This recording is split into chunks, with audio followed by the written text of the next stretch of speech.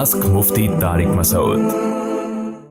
India سے کسی نے پوچھا اگر کوئی یہ کہہ دے کہ اللہ کافر کو بھی معاف کر سکتا ہے، یا کوئی اگر یہ کہہ دے کہ اللہ کسی کو اپنی کوئی صفت دے سکتے ہیں، کسی کو اپنا اختیار دے سکتے ہیں، چاہیں تو اللہ تعالیٰ اپنے کو فنا کر سکتے ہیں، اگر اللہ ہمیں شرک کا کہتے ہیں تو ہم شرک کرتے، اگر اللہ ہمیں شرک کا کہتے تو ہم شرک کرتے، اس طرح کے کوئی الفاظ کہے تو کیا ایسا کہنے سے ایمان چلا جائے گا، نکاح ختم ہو جائے گا؟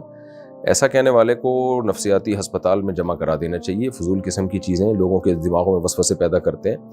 باقی اللہ یہ کہنا کہ اللہ کافر کو بھی معاف کر سکتا ہے دنیا میں، تو یہ بات درست ہے، دنیا میں معاف کر سکتا ہے اگر وہ توبہ کر لے، آخرت میں معاف نہیں کرے گا۔ اگر کوئی یہ کہے کہ اللہ آخرت میں کافر کو معاف کر سکتا ہے، کر سکنے کا مطلب یہ کہ طاقت اور قدرت تو ہے لیکن کرے گا نہیں وہ، تو اگر کوئی یہ کہتا ہے کر سکتا ہے یعنی ہے ہو سکتا ہے کر لے، تو یہ پھر ناجائز حرام ہے۔ اللہ نے کہا ہے کہ یہ نہیں ہو سکتا، جو ایمان کے بغیر دنیا سے چلا گیا میں اس کے معاف نہیں کروں گا، تو ایسا دعویٰ کرنے والا گمراہ ہے۔ باقی کوئی یہ کہتے ہیں اللہ اپنی کسی کو صفت دے سکتا ہے، تو اس سے بھی مطلب پوچھا جائے گا۔ اگر یہ مطلب ہے کہ اللہ اختیارات دے سکتا ہے تو یہ شرک ہے، تو اللہ کسی کو اختیارات نہیں دیتا، یہ تو شرک ہے۔ اللہ تعالیٰ تو اسی کو تو قرآن میں منع کر رہے ہیں، میں نے کوئی اختیارات نہیں دیے۔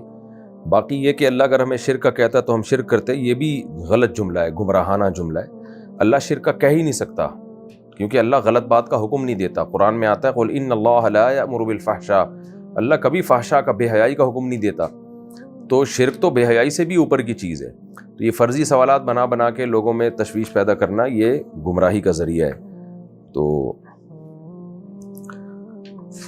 باقی نکاح ختم نہیں ہوتا ایسے الفاظ سے، گمراہ ہوگا وہ آدمی، اس کو منع کیا جائے گا۔ حکومت، کوئی اسلامی حکومت پراپر ہو تو ایسے شخص کے خلاف کیس بھی کیا جا سکتا ہے۔